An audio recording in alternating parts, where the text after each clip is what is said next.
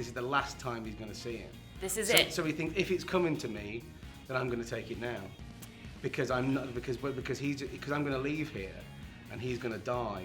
Randall's going to die, and I'm never going to know. I'm never going to find out about it. So I'm taking it now while I have the opportunity. Are we going to see you use it? Will you fight in the next season? Well, I don't know.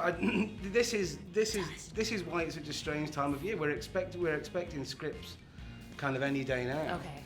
And of course now we're beyond the books as well, so we don't even have that kind of source material to rely on to tell us. We can only guess. And speaking of guessing, I mean, this show has so many wild fan theories. Yeah. Which one is your favorite that you've ever read online?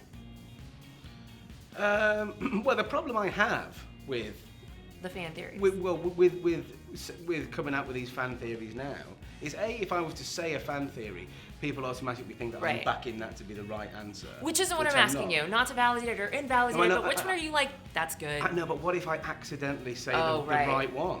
Oh, and that would be so great if we caught it on camera. Well, what if my I should have given you a drink before we started. What if my answer now turns out to be the right answer? Right. And as far as our writers and showrunners are concerned, I've spoiled it. So smart, because that's exactly what I was going for. Yeah, I know. I can't risk it. I can't risk me. His PR people are good. I can't risk. I just can't risk. I know how good my instincts are for these things, so I know what I know what I think. For more of John Bradley and Game of Thrones, including who would he bed, wed, and dead in the GOT cast, click to the right. Or for the goriest deaths in GOT history, the ones that made you wet your pants, click to the left. And another big thanks to T-Mobile. With double the LTE coverage, now you can stay in the know in more places.